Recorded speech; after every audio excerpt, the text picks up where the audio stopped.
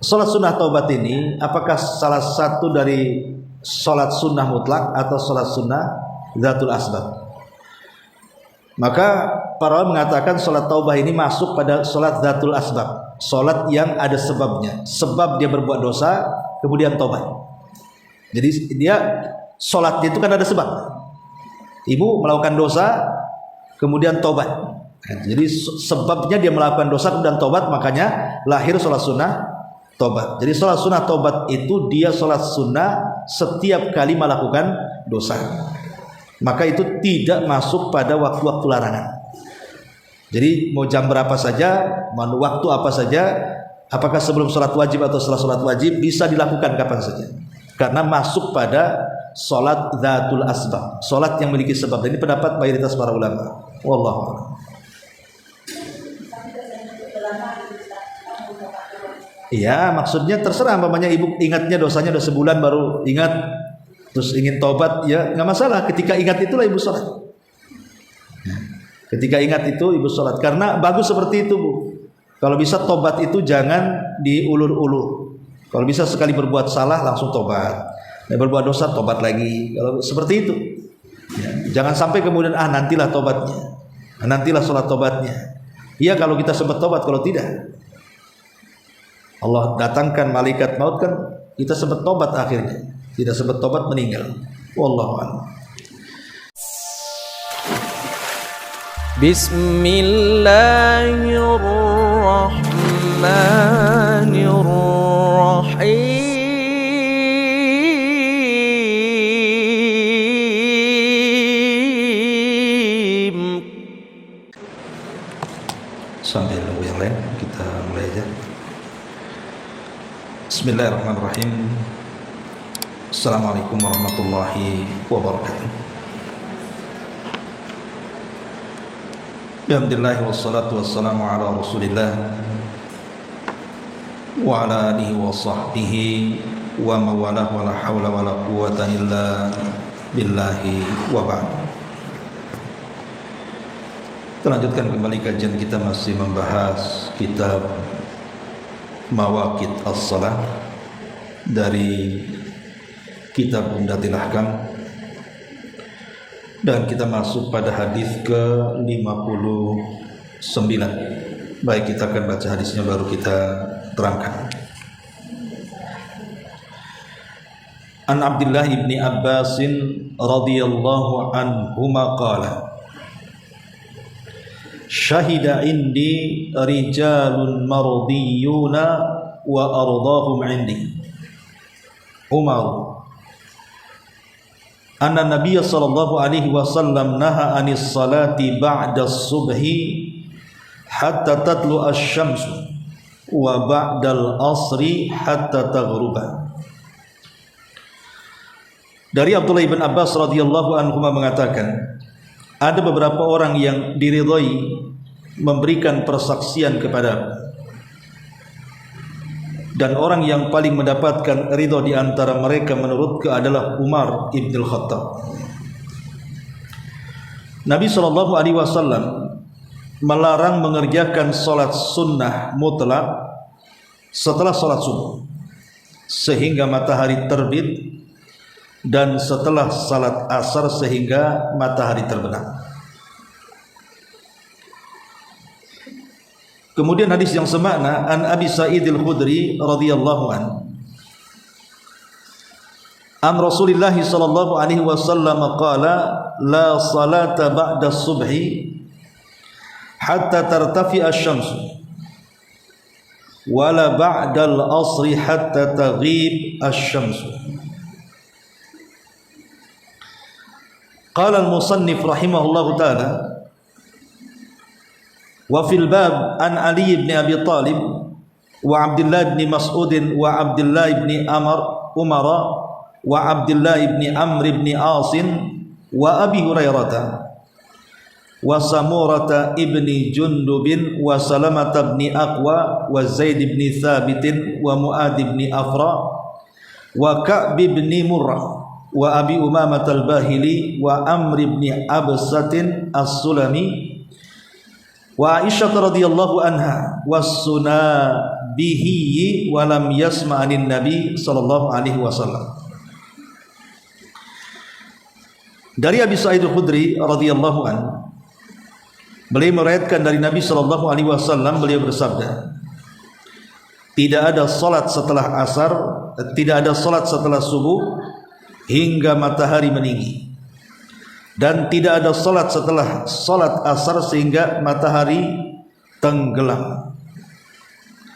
Penulis buku ini rahimahullahu taala mengatakan, dalam permasalahan ini juga terdapat hadis lain, di antaranya hadis Ali ibn Abi Talib, hadis Abdullah ibn Mas'ud, hadis Abdullah ibn Umar, hadis Abdullah ibn Amr bin As, hadis Abi Hurairah, hadis Samurah bin Jundub, Salamah ibn Aqwa, Zaid ibn Thabit, Mu'adh ibn Afra, Ka'ab ibn Murrah, dan hadis Abu Umamah al-Bahili, hadis Amr bin Abasah As-Sulami, dan hadis Aisyah serta As-Sunabihi. Akan tetapi As-Sunabihi tidak mendengar hadis ini dari Nabi SAW.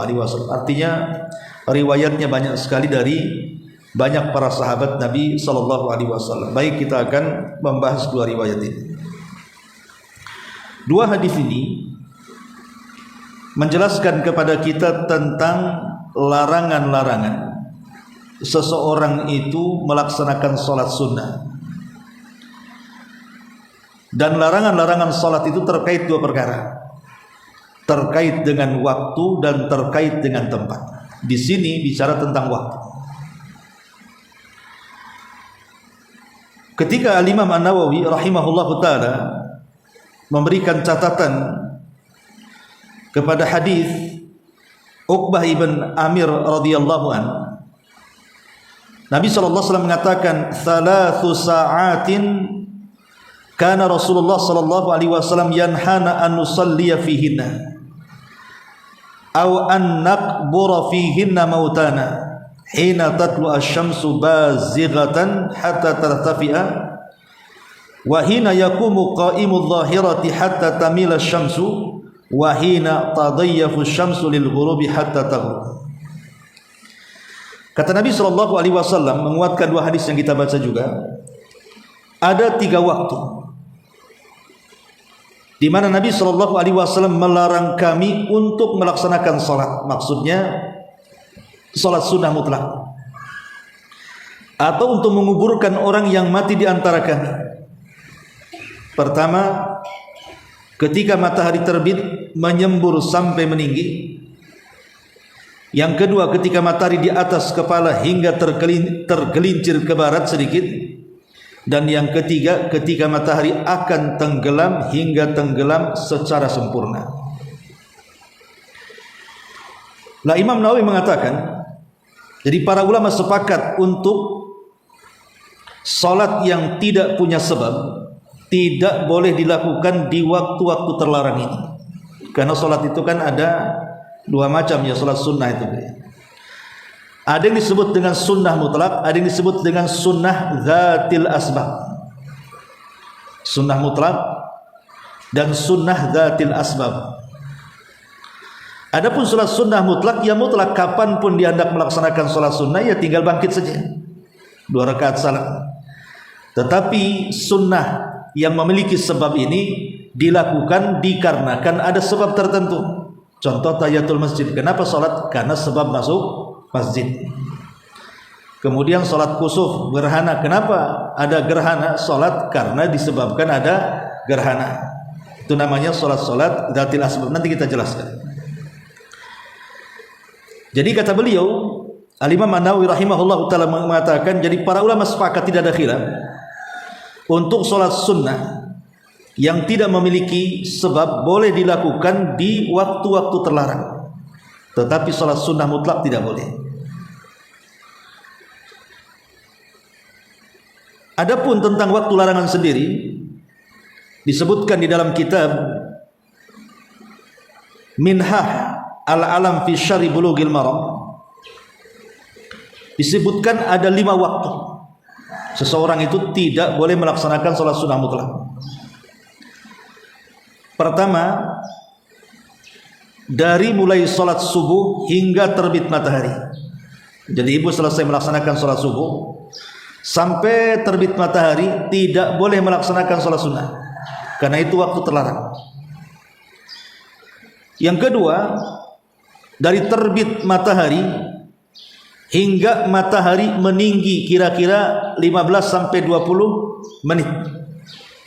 Mulai terbit matahari ya sekitar 15 menit atau 20 menit setelahnya, maka itu pun waktu larangan, tidak boleh melaksanakan salat sunnah. Kemudian yang ketiga, ketika matahari di atas kepala. Ketika matahari di atas kepala siang-siang bolong, maka tidak boleh seseorang sholat sunnah sampai matahari tergelincir sedikit ke arah barat, sehingga menampakkan bayangannya. Sebab kalau matahari di atas kepala kan tidak ada bayangan. Kalau sudah tergelincir ke arah barat, nanti nampak bayangan dari benda yang terkena sinar matahari. Jadi yang ketiga, ketika matahari di atas kepala, tidak condong ke timur atau ke barat hingga matahari tergelincir ke arah barat. Kemudian yang keempat, dari selesai sholat asar hingga mulai terbenam, tapi belum terbenam. Jadi hingga mulai terbenam, tapi sekali lagi belum terbenam, masih ada menguning, ada cahaya kuning. Ya. Baru kemudian dari munculnya cahaya kuning sampai betul-betul terbenam, ini juga yang kelima, larangan seseorang melaksanakan sholat sunnah mutlak. Jadi saya ulangi, pertama dari selesai sholat subuh sampai terbit matahari. Yang kedua dari terbit matahari sampai hatta tartafi asy-syams, sampai matahari meninggi satu tombak. Dan matahari meninggi satu tombak itu diperkirakan sekitar 15 sampai 20 menit. Kemudian yang ketiga, ketika matahari berada di atas kepala kita, itu panas-panasnya, maka tidak boleh melaksanakan sholat sunnah mutlak, biarkan dia tergelincir dulu ke arah barat sedikit. Ya, satu tombakan lah 15 menit atau 20 menit. Kemudian yang keempat, selepas sholat asar sampai matahari menguning. Kemudian yang terakhir, dari matahari sudah menguning sampai betul-betul terbenam, maka itulah 5 waktu yang disebut dengan auqatun nahyi anis salati, waktu-waktu dilarang melaksanakan salat. Pertanyaan pun muncul, kenapa di waktu-waktu seperti ini yang disebutkan dalam dua riwayat di sini, memang 2 waktu ya. Nabi SAW hanya menyebutkan 2 waktu, baik dalam hadis Abdullah bin Abbas yang kita baca atau hadis Abi Sa'id Al-Khudri yang kita baca, di mana hanya menyebutkan 2 waktu saja, setelah subuh sampai muncul matahari dan setelah asar sampai terbenam. Hikmahnya adalah pertama, bahwa asal seorang muslim itu harus menurut kepada perintah-perintah Allah dan menjauhi dari larangan-larangan Allah Subhanahu wa taala. Sehingga ketika Nabi SAW melarang tentang tidak boleh melaksanakan sholat sunnah mutlak di waktu-waktu ini, maka kita tidak bisa membantahnya. Ini namanya ta'abbudi. Kita hanya beribadah kepada Allah Azza wa Jal. Apa yang Allah perintahkan laksanakan, apa yang Allah larang tinggalkan. Yang kedua, adapun kenapa kemudian setelah sholat subuh sampai terbit matahari dilarang untuk sholat? Syekhul Islam Ibn Taimiyah rahimahullah ta'ala mengatakan itu termasuk bab saddu ad-dari'ah. Saddu ad-dari'ah itu artinya mencegah sesuatu sebelum terjadinya. Jadi umpamanya ini mau hujan nih, ibu beli payung. Jadi ketika terjadi hujan, ibu sudah terlindungi payung. Itu disebut saddu ad-dari'ah, mencegah sesuatu sebelum terjadinya. Kata Syekhul Islam Ibn Taimiyah rahimahullahu taala, beliau mengatakan,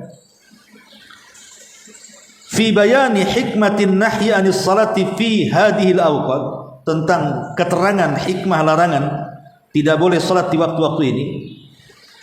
Beliau mengatakan asyaitanu yuqarinu syamsa, karena setan itu akan senantiasa mengiringi matahari.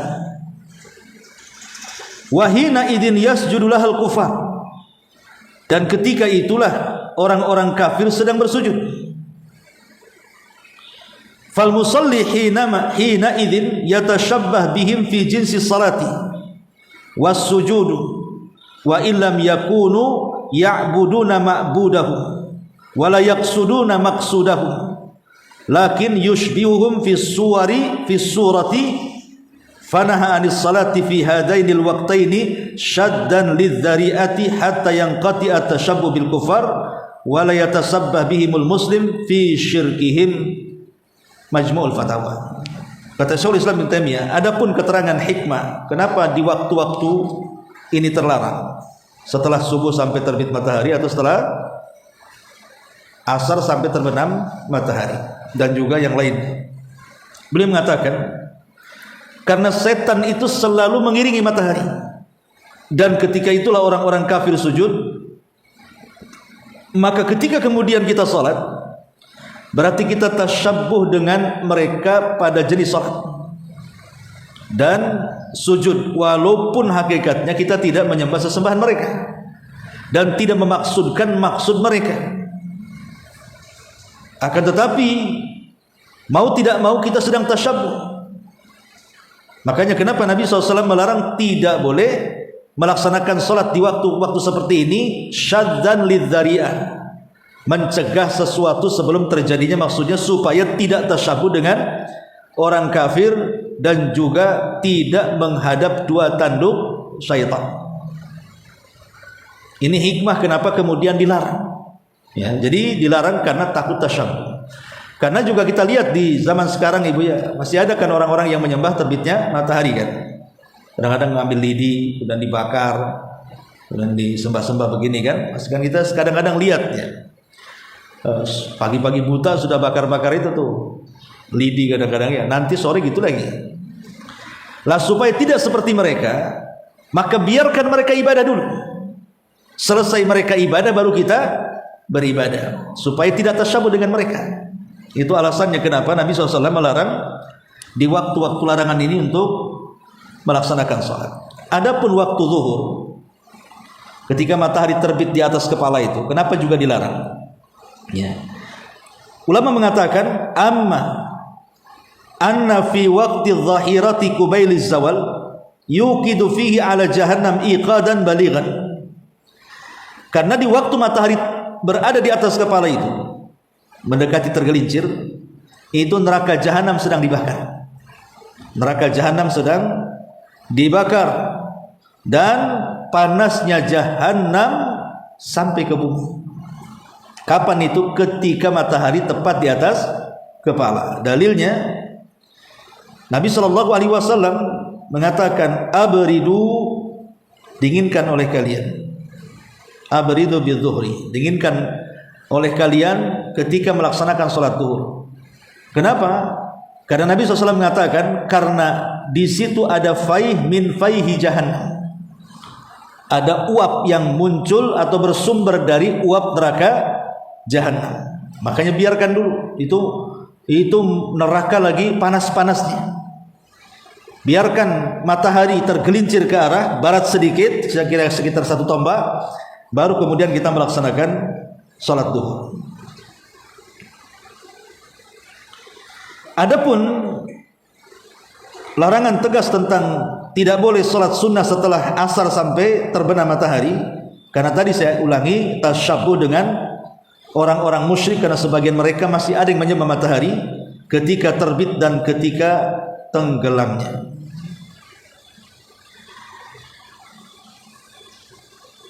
Dan di situ juga hikmahnya adalah supaya jiwa ini semakin tenang dan mendapatkan kehusyuan dan kesemangatan.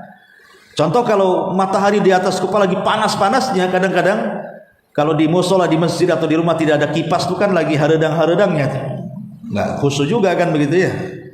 Jadi keringatan di situ. Makanya ketika kemudian matahari tergelincir ke arah barat sedikit kan itu sudah mulai dingin dia, karena sudah mulai ada bayangan. Sehingga jiwa ini akan semakin tenang dan khusyuk ketika melaksanakan sholat. Apalagi orang dulu kan nggak ada kipas kayak kita ya, nggak ada AC apalagi.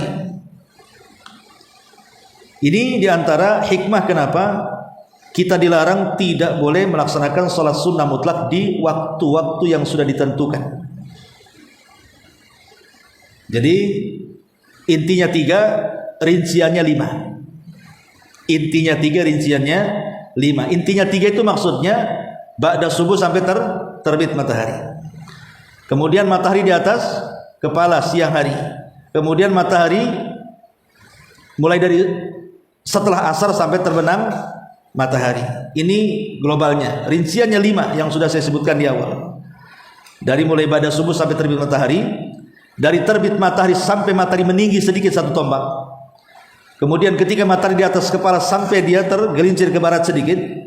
Kemudian ketika ba'da asar sampai matahari menguning. Kemudian dari matahari menguning sampai terbenamnya matahari. Itulah disebut dengan waktu-waktu larangan. Kemudian pembahasan selanjutnya, setelah kita tahu hikmah di balik pelarangan itu, sekarang kita akan membahas tentang solat-solat yang tidak terbatasi dengan waktu larangan. Solat apa saja? Maksudnya jadi apakah semua solat tidak boleh dilakukan di waktu larangan? Tidak semua solat. Ada solat-solat tertentu itu dia bisa menerjang waktu larangan, walaupun di waktu larangan khusus untuk solat-solat ini bisa dilakukan. Pertama, qada'ul faraid al-fa'itah, mengqadha salat wajib yang luput. Nabi SAW mengatakan, man nasiya salatan aw nama anha fa kaffaratuha an yusalliha idza dzakaraha. Apabila seorang tertidur ataupun lupa dari salatnya, maka ketika dia ingat atau terbangun, disitulah waktu salatnya. Contoh mamanya ibu begadang malam jam 2 baru bangun, baru salat, baru tidur. Ya jam 2 tidur, kemudian bangun jam 6. Otomatis kan tengah-tengah antara waktu subuh dengan terbit matahari kan itu. Ini kan waktu larangan namanya. Habis subuh sampai terbit matahari kan waktu larangan tuh. Tapi karena ini dalam rangka mengqadha salat yang ketiduran ataupun karena kelupaan, maka tidak mengapa melaksanakan qadha bagi salat wajib di waktu-waktu larangan. Kalau kasusnya seperti ini. Kemudian yang kedua, qadha'us sunnatil fajri, mengqadha sunnah fajar. Kita tahu bahwa Nabi SAW mengatakan raq'atai al-fajri khairun minad dunya wa ma fiha. 2 rakaat fajar itu kalau ibu lakukan itu lebih baik daripada dunia dan isinya. Contoh mamanya, ibu selalu melaksanakan 2 rakaat fajar, jarang meninggalkan. Jadi ibu sudah sangat mendawamkan 2 rakaat fajar itu. Qadarullah ketiduran, bangun qomat subuh. Otomatis sudah habis waktu melaksanakan sunnah fajar kan gitu ya, karena sunnah fajar itu kan antara azan dan qomat, karena dia bagian daripada salat qobliyah. Yang 12 rakaat itu salah satunya 2 rakaat fajar. Tapi saking pentingnya 2 rakaat fajar ini, Rasul tidak pernah meninggalkan baik ketika safar atau ketika mukim. Tapi kalau rawatib yang lainnya Rasul hanya melaksanakan di waktu mukim dan tidak dilaksanakan di waktu safar. Nah di sini bahwa salat sunnah fajar bagi orang yang tidak pernah meninggalkan, kemudian tahu-tahu bangun sudah subuh, maka ibu sholat subuh dulu. Kemudian setelah sholat subuh baru ibu mengqadha. Setelah sholat subuh ibu mengqadha. Ada yang mengatakan letak qadhanya langsung setelah sholat subuh. Ada yang mengatakan letak qadhanya menunggu matahari meninggi 1 tombak.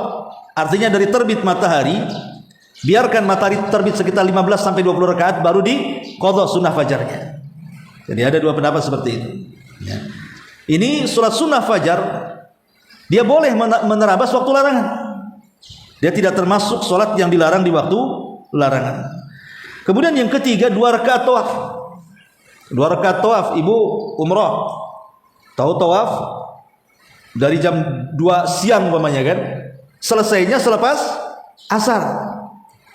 Jadi ibu ikut sholat asar lah di Masjidil Haram itu.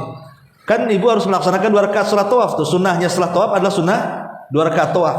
Maka kalau bertepatan dengan waktu larangan, maka itu tidak ada larangan. Ya, jadi 3 salat ini disepakati ulama mengerjakan yang luput, kemudian salat sunnah fajar, kemudian 2 rakaat tawaf, dan yang keempat ini yang disebut dengan as-salawatu dzatul asbab. Salat-salat yang memiliki sebab maka tidak berlaku dengan waktu larangan. Apa saja salat-salat yang memiliki sebab itu? Contohnya salat jenazah. Salat jenazah ini salat yang ada sebab kematian. Kalau tidak ada orang mati kan tidak ada salat jenazah. Berarti salat jenazah itu disebabkan karena ada kematian. Maka salat jenazah itu di jam berapa saja walaupun di waktu larangan boleh salat. Karena termasuk salat dzatul asbab. Yang kedua tahiyatul masjid. Ibu masuk masjid jam berapa saja, masuk di waktu-waktu larangan sekalipun boleh salat. Karena tahiyatul masjid termasuk salat dzatul asbab, salat yang memiliki sebab. Sebab masuk masjid salat. Nah, gitu ya. Kemudian yang ketiga salatul kusuf. Salat gerhana. Ataupun rakaatai al-wudu, 2 rakaat wudu. Ataupun i'adatul jamaati, mengulang salat jamaah. Ataupun salatul istikharah, melaksanakan salat istikharah dan yang lainnya. Intinya bahwa salat-salat yang memiliki sebab maka tidak terpengaruh dengan larangan-larangan waktu, boleh dilakukan kapan saja. Berarti di sini ataupun salat sunnah ditambah yang kelima, salat sunnah pada waktu matahari tergelincir ketika di hari Jumat. Maka boleh salat sunnah di waktu ketika tergelincir, tapi syaratnya di hari Jumat. Karena hari Jumat itu biasanya kan agak molor, karena di situ ada khutbahnya masalahnya. Kalau duhur kan tepat waktu, karena tidak harus menunggu khutbah. Kalau Jumatan kan kadang tergantung khotibnya tuh. Kadang lagi semangat mau 1 jam juga tuh. Kadang mau diusir pula sama orang masjid, lama kali kan gitu. Tapi ada juga yang singkat gitu kan. Anggaplah kita ambil yang lama. Yang lama artinya kan waktu mulai matahari di atas kepala sampai tergelincir ini kan waktu larangan, tapi bisa dilakukan bagi orang yang melaksanakan ba'diyah Jumat, bagi laki-laki ya di rumah, di masjid setelah salat Jumat. Ma'asyiral muslimat yang dimuliakan Allah Subhanahu wa taala. Ini diantara adapun salat sunnah mutlaqah yang tidak ada sebab maka tidak boleh dilakukan. Salat sunnah mutlak dia tidak ada sebab apapun. Pamannya ibu masuk masjid, kemudian salat 2 rakaat tahiyatul masjid. Kemudian setelahnya itu ibu salat lagi tanpa ada sebab apa-apa. Ibu berdiri kemudian takbir kemudian 2 rakaat salam. Itu namanya salat mutlak. Salat mutlak sama dengan orang yang datang di hari Jumat pagi-pagi, maka dia boleh melaksanakan salat mutlak sekehendak dia, mau berapa ratus rakaat pun tidak masalah, sampai khatib naik mimbar. Itu namanya salat sunnah mutlak. Salat sunnah yang tidak ada sebabnya, tahu-tahu berdiri ya ingin salat gitu saja. Salat apa namanya? Mutlak. Dia bukan tahiyatul masjid, dia bukan salat sunnah wudu, dia bukan duha dan yang lainnya. Ya salat saja 2 rakaat, dia pengen salat gitu maksudnya. Itu namanya mutlak. Itu tidak bisa di waktu-waktu larangan. Nah, dari 2 hadis ini yang kita baca, di sini ada waktu-waktu tertentu tidak boleh melaksanakan salat. Maksudnya salat sunnah mutlak. Kemudian yang kedua, selain daripada waktu yang seseorang tidak boleh salat di dalamnya karena terlarang, di sana juga ada tempat-tempat dilarang kita melaksanakan ibadah seperti salat. Contohnya apa? Al-mazbalatu, di tempat pembuangan sampah. Tidak boleh kita sholat di tempat pembuangan sampah. Kemudian juga yang kedua al-maqbarah. Al-maqbarah, di kuburan kita tidak boleh sholat. Maksudnya sholat yang memiliki ruku dan sujud. Tapi kalau sholat yang tidak memiliki ruku dan sujud boleh di kuburan. Ya, seperti sholat jenazah di kuburan boleh.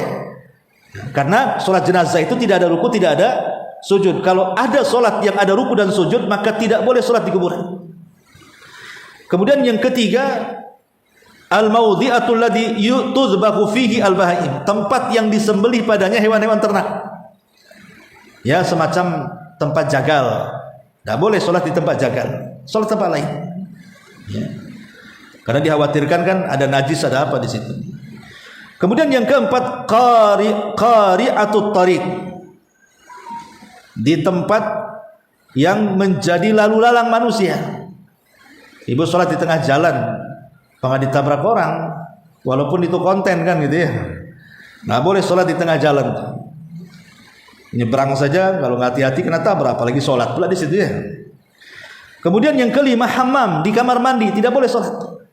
Tidak boleh sholat di kamar mandi. Kemudian yang keenam, mawatinul ibil, di tempat beristirahatnya unta. Kandang unta gitu umpamanya. Memang unta selalu di situ istirahatnya. Maka itu juga termasuk dilarang sholat. Kenapa? Karena unta ini memiliki tabiat setan. Dia paling cemburu kalau tempatnya kita tempati. Lain dengan kambing, peduli amat kambing itu. Ibu mau tidur di kandang kambing, kambing akan ganggu. Nggak percaya coba saja, minta sama calis gitu. Di temiang situ. Tapi kalau unta jangan coba-coba, dia cemburu dia kalau ditempati orang dan itu bukan majikannya, langsung ditunjang. Makanya tidak boleh sholat di kandang unta, tapi di kandang kambing boleh. Kemudian juga fauqa dhahri baitillah, di atas Ka'bah tidak boleh. Di atas Ka'bah nggak boleh, atau di atas atap rumah pun tidak boleh. Ngapain sholat di atas atap? Jatuh nanti. Kemudian juga yang ke-8, al-ardul maghsubah, bumi yang kita gunakan untuk sholat, bumi atau kebun atau sawah atau apa yang itu milik orang lain dan kita tidak mendapatkan izin di situ. Namanya ibu pulang dari kebun menuju rumah, melewati banyak kebun orang tuh. Datang waktu sholat, main masuk ke kebun orang, kemudian ibu sholat di situ kan? Nggak boleh, harus izin dulu. Walaupun kemudian sah dan tidaknya, para ulama mengatakan sah saja tapi berdosa. Kenapa? Karena dia menggosok tanah. Dia masuk tanpa izin orang, itu dosanya di situ. Tapi sholatnya ya sah saja kalau dia mendatangkan syarat dan rukun dan wajibnya sholat. Nah ini diantara 8 tempat kita dilarang sholat. Tapi di sana ada tempat-tempat justru sangat dianjurkan dan menerima pahala besar. Seperti umpamanya Masjidil Haram.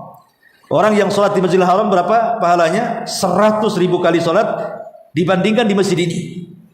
Atau Masjid Nabawi, sekali sholat sama dengan 1.000 kali sholat di masjid ini. Atau di Masjidil Aqsa, dalam riwayat 500 kali sholat sama dengan di masjid sini, atau 250 kali sholat. Nah, itu juga ada tempat-tempat tuh kalau sholat di situ dibesarkan pahalanya. Tapi ada tempat-tempat juga tidak boleh kita melaksanakan sholat di situ. Sama dengan waktu-waktu. Ada waktu-waktu yang sangat istimewa ketika orang melaksanakan sholat sunnah. Contoh namanya sholat duha.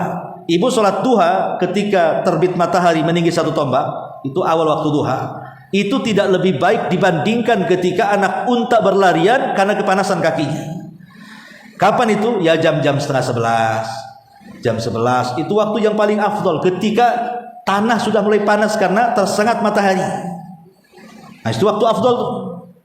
Atau namanya sholat malam, sholat yang dilakukan habis isya dengan sholat yang dilakukan selepas tidur sepertiga malam akhir, maka sholat di sepertiga malam akhir jauh lebih mulia walaupun sama-sama tahajudnya, qiyamul lailnya. Jadi ada waktu-waktu itu yang diutamakan satu waktu dengan yang lainnya. Nah seperti di sini ada waktu-waktu larangan, tidak boleh seseorang melaksanakan sholat sunnah mutlak. Ini diantara keterangan singkat dari 2 hadis ini. Wallahu a'lam. Dua dulu ya. Mungkin sebelum saya tutup kalau ada bertanya silakan.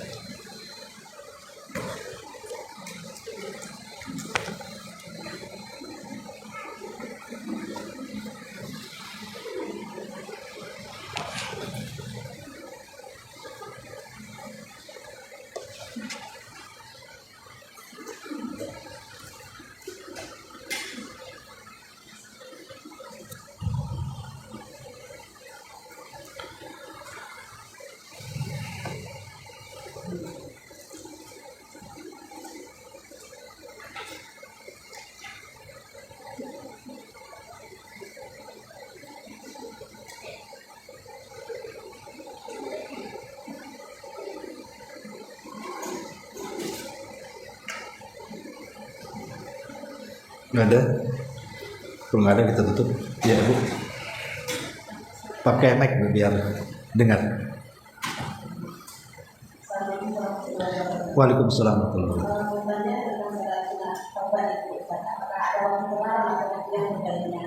Iya.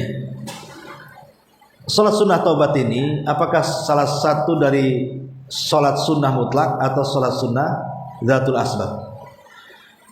Maka para ulama mengatakan sholat taubah ini masuk pada sholat dzatul asbab, sholat yang ada sebabnya. Sebab dia berbuat dosa, kemudian taubat. Jadi dia sholatnya itu kan ada sebab. Ibu melakukan dosa, kemudian taubat. Jadi sebabnya dia melakukan dosa kemudian taubat, makanya lahir sholat sunnah taubat. Jadi sholat sunnah taubat itu dia sholat sunnah setiap kali melakukan dosa. Maka itu tidak masuk pada waktu-waktu larangan. Jadi mau jam berapa saja, mau waktu apa saja, apakah sebelum sholat wajib atau setelah sholat wajib, bisa dilakukan kapan saja. Karena masuk pada sholat dzatul asbab, sholat yang memiliki sebab. Dan ini pendapat mayoritas para ulama. Wallahu a'lam.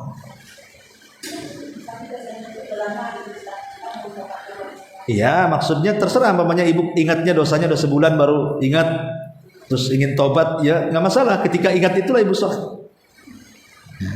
Ketika ingat itu ibu sholat. Karena bagus seperti itu, Bu. Kalau bisa tobat itu jangan diulur-ulur.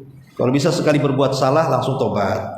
Berbuat dosa tobat lagi. Kalau seperti itu, ya, jangan sampai kemudian nantilah tobatnya, nantilah sholat tobatnya.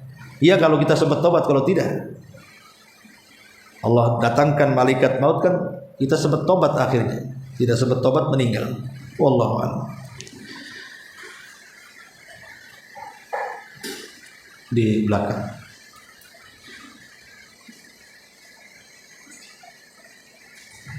Bismillah. Ada dua pertanyaan, Ustaz. Yang pertama larangan sholat, yang kedua sholat tasbih. Yang pertama larangan sholat. Larangan sholat itu kan waktu itu ada hadis asar. Suatu masa hadis asar itu langsung jamaahnya saya. Selesai sholat asar itu dilanjut dengan sholat tasbih berjamaah. Sebagian ada yang mengatakan kalau sudah selesai sholat asar itu tidak boleh, karena setelah sholat asar itu kan melarang sholat. Apakah ada waktu tertentu? Maksudnya jeda waktu dari batas berapa menit sebelum maghrib gitu, setelah itu larang sholat setelah asar ini. Iya. Yang kedua sholat tasbih.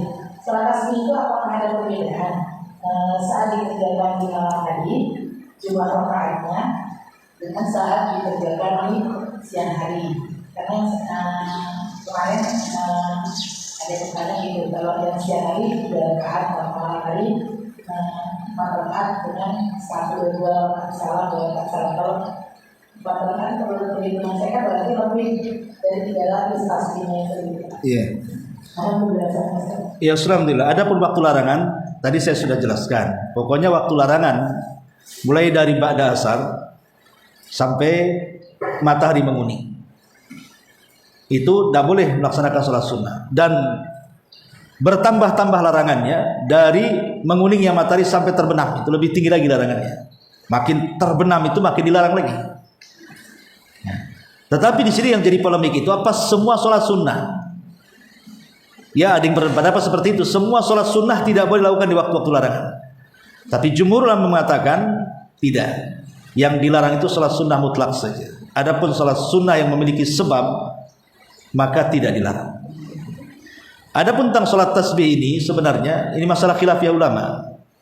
Ada yang mensahihkan hadisnya, seperti kalau tidak salah Syekh Albani menghasankan riwayatnya sehingga disyariatkan tasbih. Tapi ulama mutaqaddimin, ulama-ulama terdahulu itu lebih banyak melemahkan hadis-hadis seputar sholat tasbih. Bagi yang melemahkan berarti tidak perlu melaksanakan, karena kalau dilaksanakan masuk pada bid'ah. Tapi bagi yang mensahihkan sholat tasbih seperti salah satunya Syekh Nasir Albani, dia menghasankan kalau tidak salah tentang sholat tasbih, dan beberapa ulama Yaman juga menghasankan, maka ya disyariatkan sholat tasbih. Adapun perbedaan siang dan malam, wallahu a'lam. Apakah malam berbeda rakaatnya apa siang? Wallahu a'lam. Setahu saya ya tidak ada perbedaan antara kaifiyah sholat tasbih di siang hari dengan sholat sunnah tasbih di malam hari. Cuman masalahnya hanya sekedar perselisihan sahih dan tidaknya riwayatnya. Bagi yang mensahihkan berarti disyariatkan tasbih. Bagi yang melemahkan, dan ini mayoritas ulama melemahkan hadis tentang sholat tasbih, makanya hukumnya tidak ada. Yaitu tergantung kepada keyakinan kita memilih pendapat yang mana, kan itu ya. Wallahu a'lam. Ya, saya kira cukup. Ada kajian di Baton Center. Subhanallah, bihamdika asyhadu an la ilaha illa anta astaghfiruka